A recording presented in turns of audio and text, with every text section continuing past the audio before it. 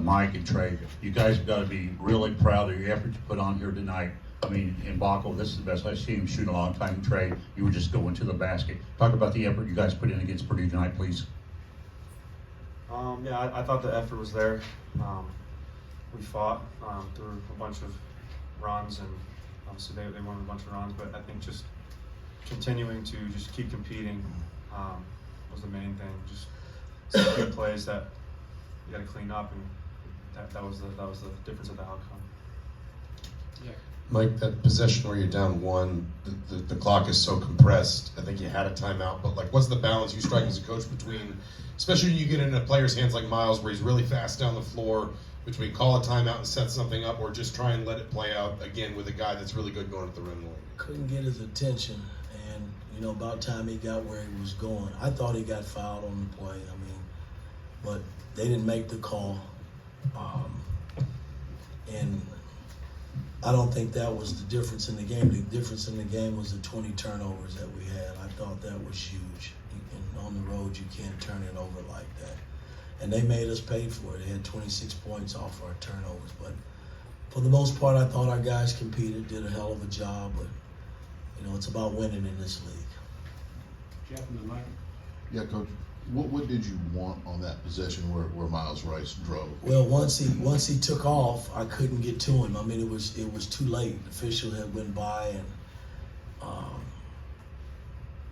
again, that's just, we got to connect better. That's just the bottom line, and because our high pick and roll stuff was going well for us with the ball in Galloway's hand, and we just couldn't get back to it. Mike and Daniel.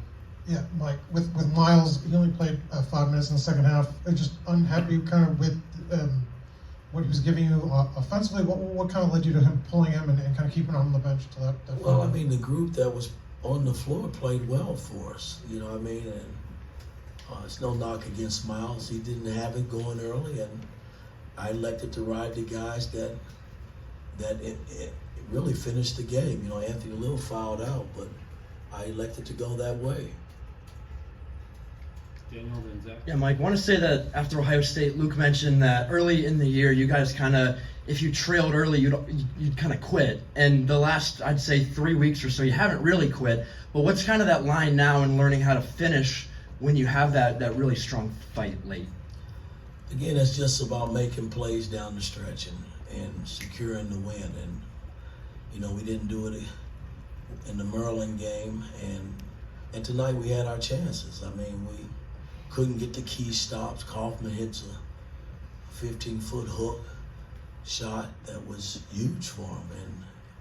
And then we didn't capitalize coming back the other way. Zach and then Tom. Trey, these last 2 games, what's been the difference down the stretch? I think the good thing is we're in these games, but we got to finish. I think just making the right plays down the stretch is the difference. Tom and Seth.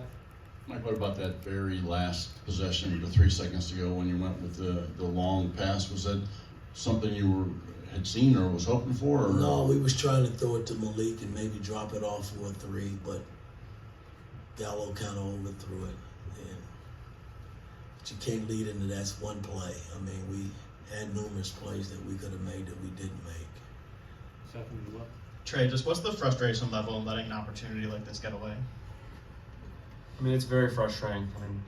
Because we're right there, and we got to keep fighting. There's a lot of games left, but to know that we're right there and that close to be able to find ways to win those close games is definitely frustrating for all of us because we want to win the worst way possible. So, but the good thing is we have another great opportunity against Wisconsin. So we just got to look forward to that and learn from this. But it's always challenging to lose games like this. Will, and then we'll wrap with Zach.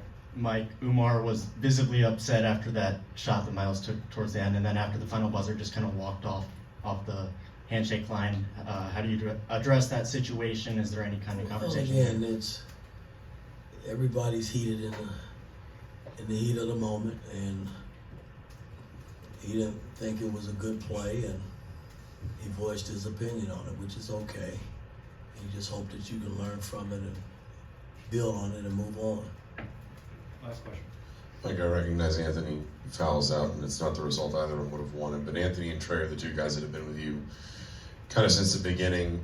How much of a tone do they set in a game like this? Anthony with his defense, Trey especially with the way he's running the offense in the second half. Just what does maybe the rest of the team learn in an environment like this from experienced guys playing like that? Well, a lot of these guys hadn't played in this kind of atmosphere, and these guys have, and we've had some pretty good games. We had a couple of lopsided games with them, but for the most part, the games against Purdue has been very competitive. And the new guys that witnessed it tonight was a little setback, a little bit. Like Miles, I thought it kind of got to him a little bit.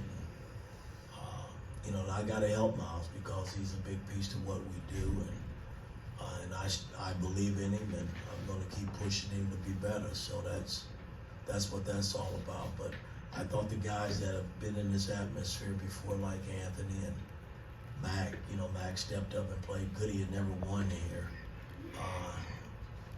He even played extremely well. So, I mean, the key guys, the veteran guys that's been around me, they know what it's like to play in this building, and it's not easy. All right, thanks, guys.